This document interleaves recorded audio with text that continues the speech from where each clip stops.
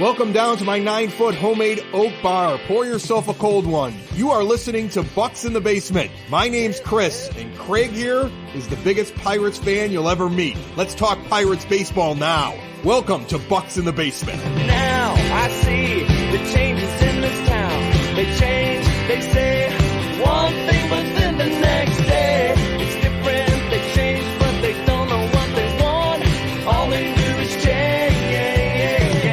Going left, going right, travel day, travel night. That's where we'll go. No excuses, no goodbyes, no one cries, no one lies. We'll never know.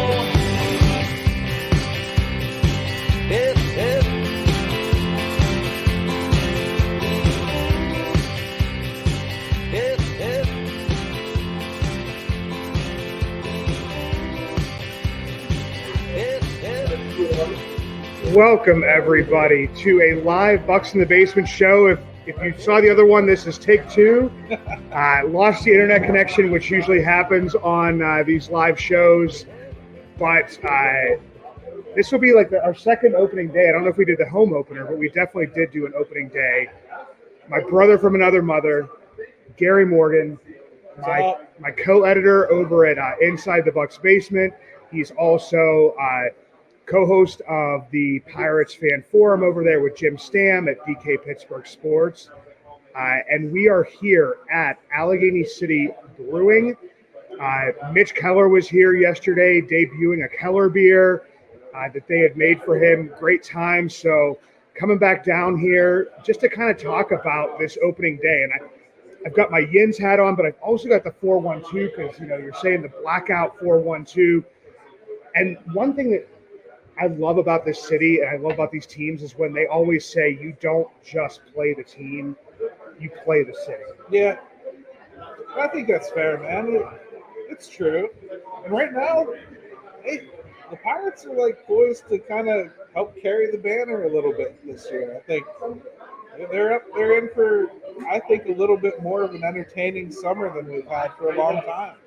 Yeah, I mean, here's the thing is I heard somebody say, and I don't know where it was at, I would give credit if I could, but I remember somebody saying, okay, if this was like a 1-5 team, or if you had, maybe beaten the Reds but then got swept out of Boston, would this have the same feeling to it? And every opening day does have kind of a good feeling to it, but nothing like this.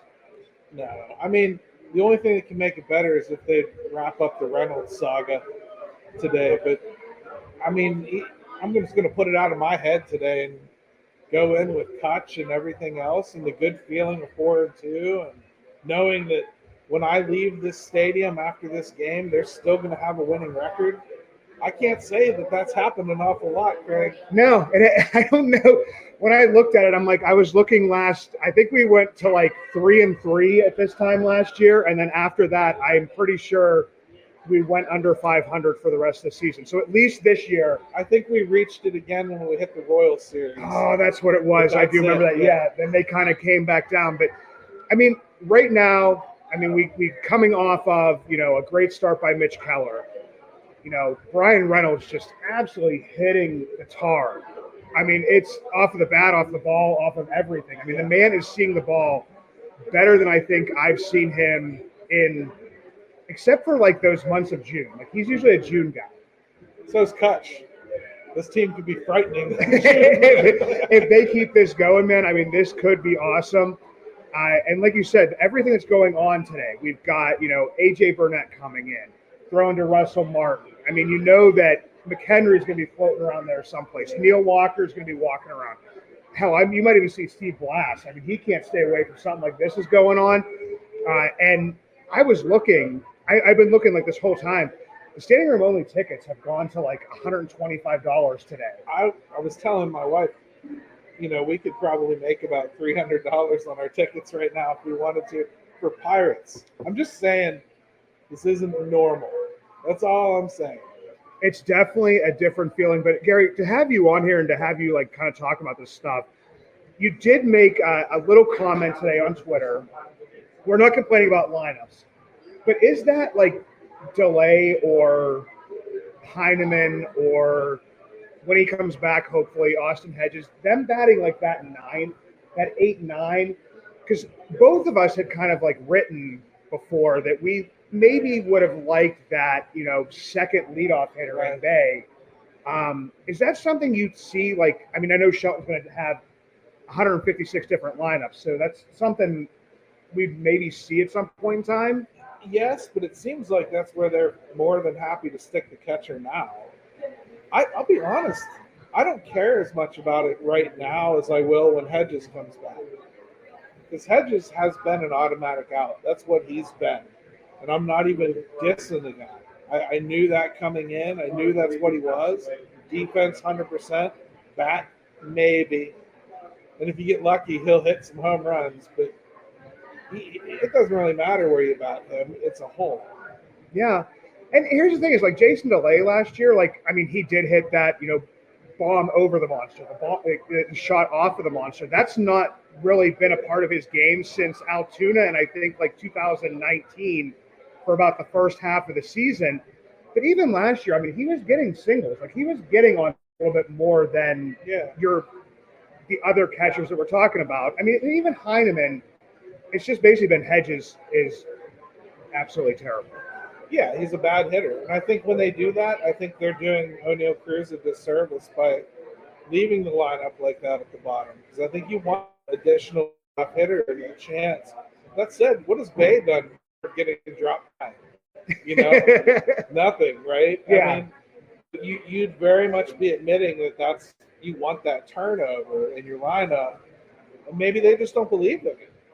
Yeah, it could be, and I know a lot of people complain, Cruz, if he's at the leadoff spot, people complain. If Cruz is dropped down to the, 5 or 6, people complain.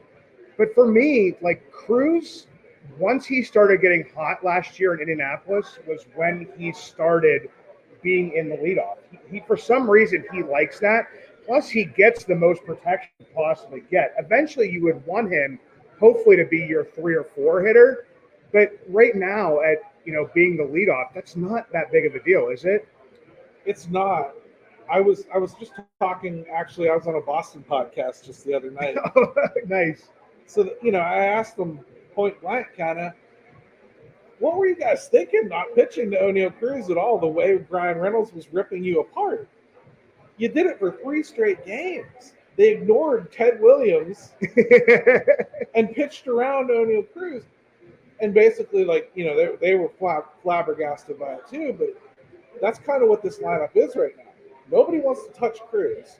Yeah. And Brian Reynolds is seeing at pitch after pitch after pitch because Kutch is following him up, and he's going to take 5 or 6. Yeah. It's dangerous 1, 2, 3 right now.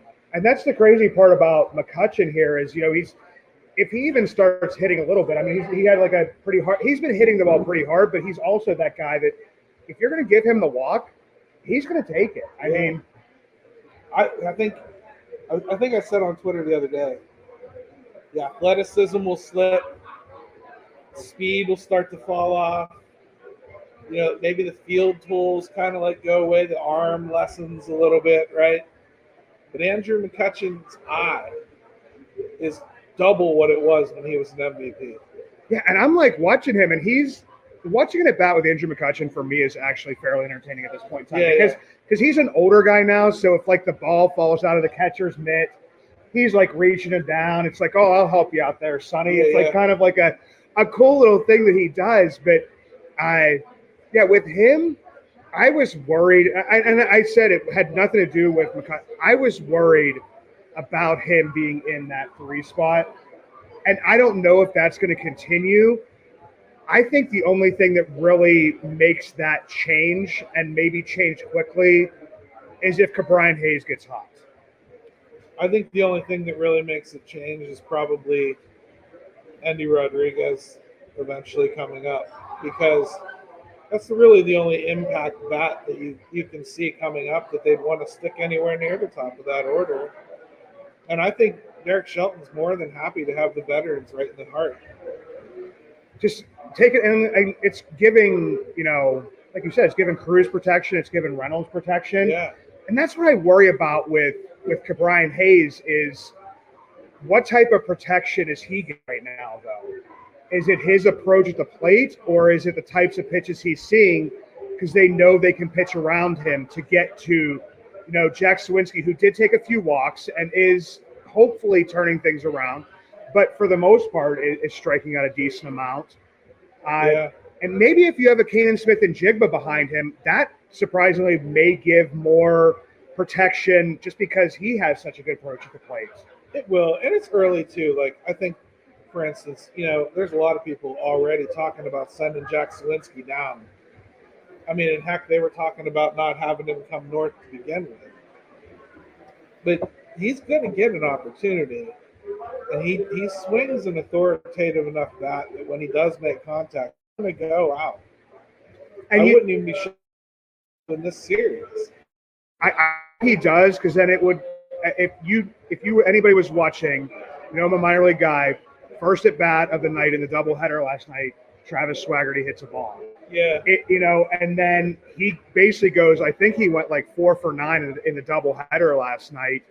And that's where like that small sample size, like that goofy thing goes, is people are like, well, Travis Swaggerty's batting like 175 with a 529 OPS, and now he's batting 295 with a almost 1,000 OPS, so there's like something there. Baseball is just not meant to be ingested in, 10 at-bat increments. It just isn't, It's supposed to be ingested over time. No baseball team makes moves unless they're injury-driven within the first couple weeks of the season. You tend to, wait and see what's going to happen, let things play out a little bit. Get guys 25, 30 at-bats before you start talking about stuff like that. Like Castro's another one everybody's kind of bailing on. There's a guy that got 25 homer potential if you utilize him properly. Oh, absolutely. We're too apt, we're too hungry for those super young kids, and we're like, let's just get rid of it. Let's just move on. Let's get to those kids. Sometimes in that process, you end up wasting a lot of talent. Not a smart move for a team that spent 3+ years amassing said talent. I mean, and especially since, a lot of times a lot of what a GM says is word salad to a degree. Sure. But there are certain things that Ben Cherington has said during his tenure that if he says it and he follows through with it. And one of those things is that, he's just like, I want to see at least 100 at-bats from a guy. 100 to 200 at-bats from a guy to see what type of player that is. They want to give them that run. They don't want to throw it away that quickly. And if their belief is that AAA is not much different from AA, and AA is not much different from the major leagues, Travis Swaggerty getting his at-bats down there, if he gets hot down there, if Tucupita Marcano, who is hitting the cover off the ball right now, which is surprising the crap out of me, he's done that on occasion, and he's done it in the minor leagues. He just has never done it at the major leagues. But those guys are getting their at-bats. So, yeah, I don't see, especially everybody's just like, well, when's Marcano coming up? Actually, you know what they're saying is, when is Nick Gonzalez coming up? Yeah. And Gary and I have this conversation, and I'll take the brunt of this one, is I was just basically saying, Pirates Twitter is going to implode when it's Mark Mathias, Chris Owings, Liover Peguero, and Tucupita Marcano before they even sniff, Nick Gonzalez. But that's something that is realistic because that talent level is getting so close to the major leagues at this point. I mean, I think you're right on a whole lot of those. Mark Mathias especially. I don't think Mark Mathias was far from making this team to begin with. I was actually shocked that it was Ji-Hwan Bae instead of him. Right. And it was nothing against Bae. No. And it was just basically saying maybe they would go into the season playing the hot hand, but they trusted in Bae's usual approach at the plate. But we've also seen some minuscule struggles from him swinging out of his shoes for, an entire game against a tough lefty in Nick Lodolo. But then you see him adjust, the way he always does. Yeah, I've been impressed by Bae. I mean, he's made some mistakes, rookie mistakes. Cutting in front of O'Neal Cruz in the field, not a good idea. But I've liked how he's taken charge when he plays center field. He's stepped right up and he's kind of been, this is my ball. He's called people off. We haven't seen a center fielder take charge like that in a while. Yeah. That's not what Brian Reynolds does. He's a good fielder. But a lot of his struggles in center field are because he doesn't take charge vocally. And so it's good to see Ji-hwan Bae do that. Yeah, because, I mean, that's a guy that, Bay had been mentioned as, potential center fielder. He didn't have, the reps, but he's also a guy that can get his bat in the lineup at second base and then in center field. And they've even shown that they're not afraid to, start him off at second base and then end up making that move to center field, move Reynolds over to left, whoever it would be, Swinsky over to right, and kind of give him that reign, because that's just the type of player that he is. The one that's like surprising me today is somebody, already mentioned is a Kanan Smith and Jigba not getting the start today. I was actually surprised with that one, especially with Giolito going, but also there's different things that we didn't know that, like, Ashcraft's pitches played better against like righty. It was like, or what was it against? He has reverse splits. He has reverse splits and stuff like that. So I didn't enough with Giolito, and honestly, I'm kind of interested to just see Giolito, because the last time Pirates fans probably saw him or remember seeing him is when he no-hit us. Yeah.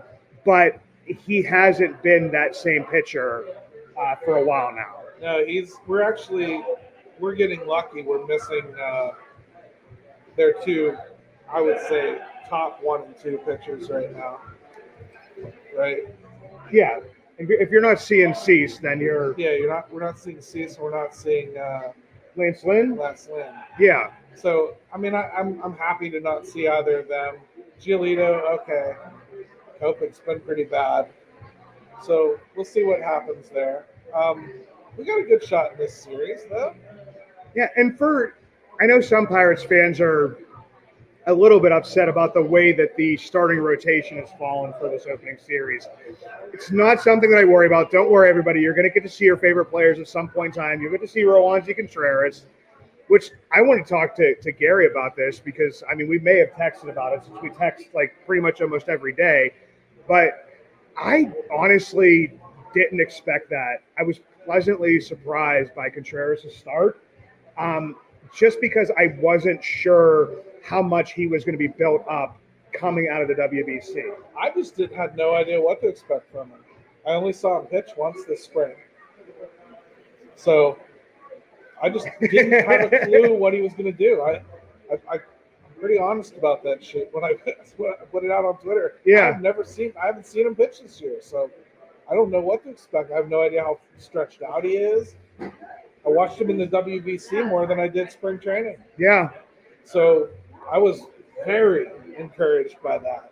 It's comforting to see somebody that's supposed to be your number 2 actually be your number 2. Because my expectations took a big hit when JT's injury cropped up. So that's just something I was with our good friend Ethan, MVP Ethan over there at Locked On Pirates. Both of us have kind of talked about the impact of the JT Brubaker injury, and it wasn't like that. We've been fairly honest, which, as we always are, about players, but JT is the type of player that is going to give you innings. You pretty much know what to expect from him. His whip usually hangs around the 1.35 to 1.45, which is a back end of the rotation, which I know you don't like giving numbers to people, and that's fine. I don't either. I'm like, no, I do back end and front end. Yeah. So he could be a 4-5, on most days consistently. His ceiling is the middle of the rotation arm if he can manage the home runs.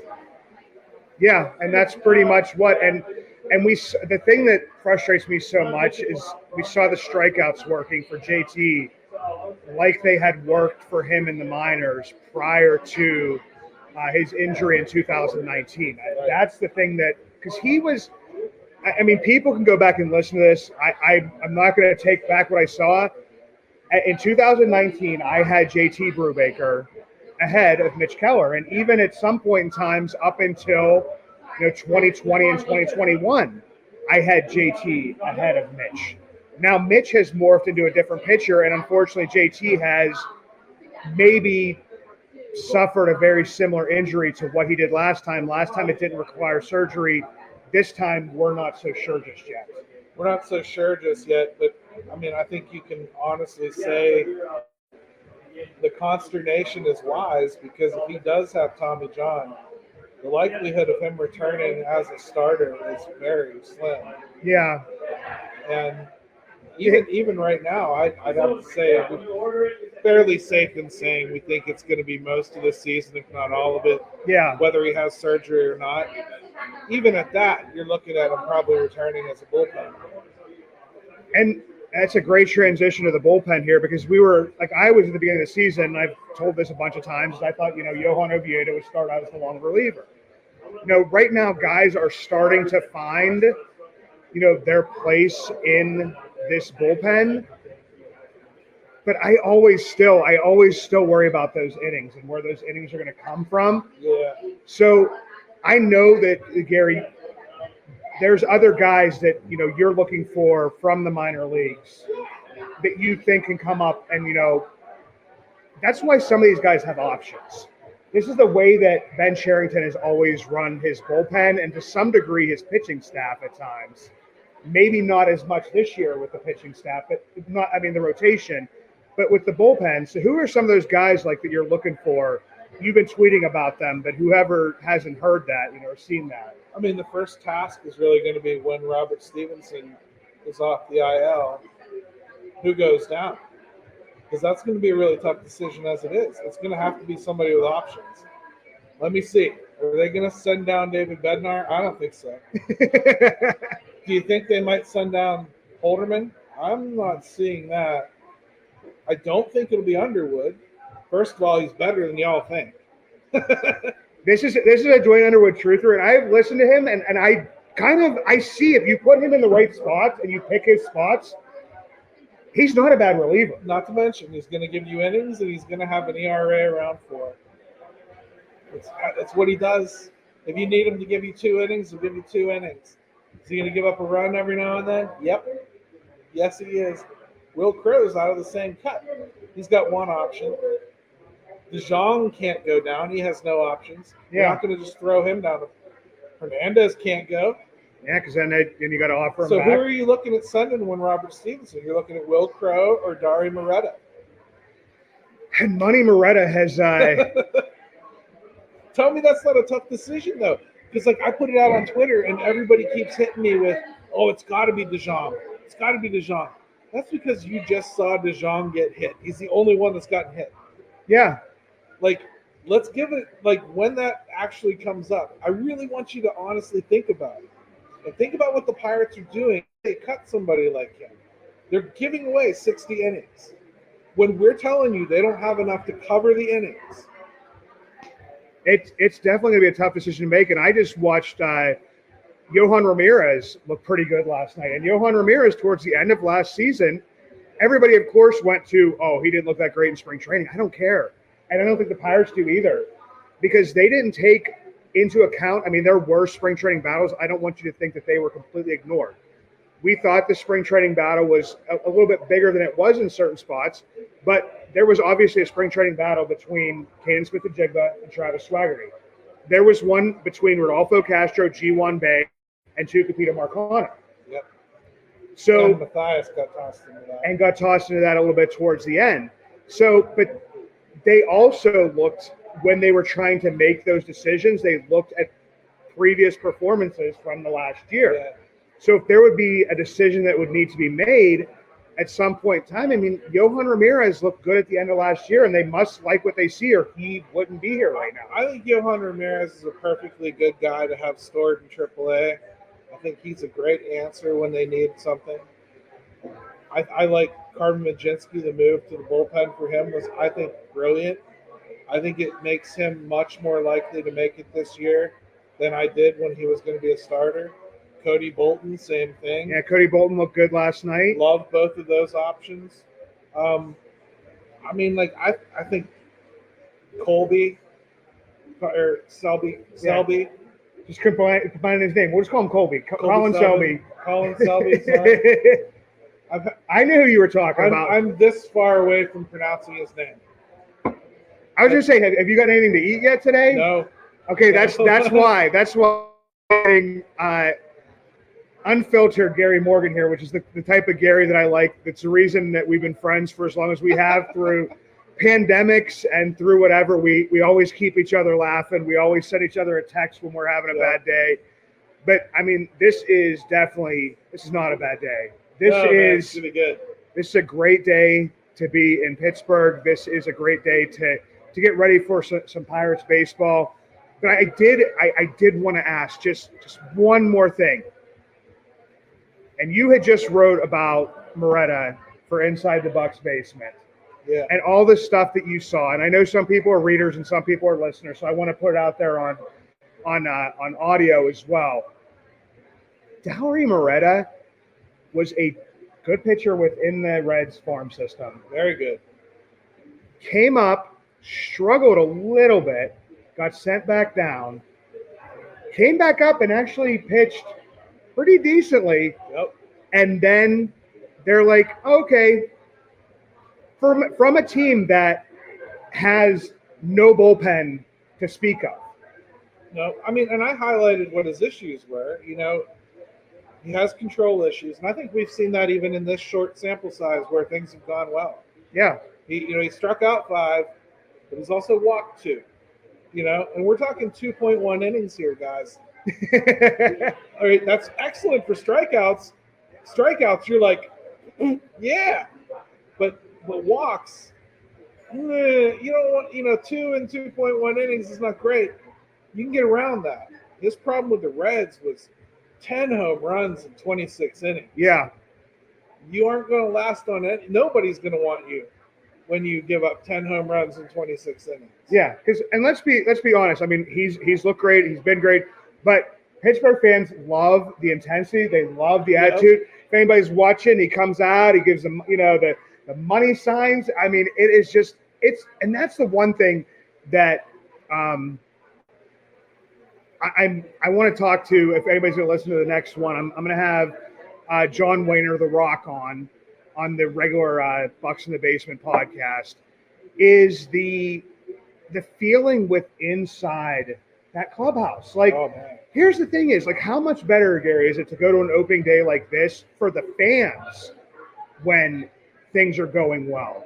They're all coming together, man. Like, right before we recorded, didn't I show you, like, the shirts that all the pitchers are wearing? Yeah. Will Crow is, we'll get rid of Will Crow. No, he sucks, right? Will Crow decides, like, this morning that all the pitchers should wear STFU shirts. and so they get shipped over from the T-shirt shop down there, and they're just like, we're wearing it. We are getting this together. Yeah, 20 of them are over 2 hours later. Whole cities come around together around it, and the team, tight unit right now. I'm telling you. And that's the one thing for me, like with Crow, like when people were talking about, when a Chris Stratton, who was a big person within the clubhouse, was gone. We've pretty much lost like every single one of our, representatives for the MLBPA, but the guys that are vocal within there, I think Will Crow is probably one of the most vocal dudes you got in there. He is, man. But hey, happy opening day. Absolutely, brother. You got to be great. I got to take off, get my wife down there so we can get early. Yeah. The parking, get all set up. Yeah. All right. That sounds good, man. We're going to end this broadcast here. Everybody, let's go Bucs. Blackout PNC. Like I said, follow me, follow Gary. Go listen to his stuff, listen to my stuff, whatever you got to do. And once again, man, let's go Bucs. Love seeing you, brother. Absolutely, brother. Rep it.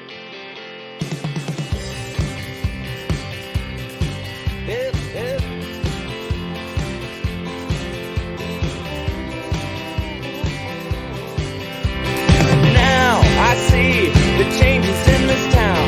They change, they say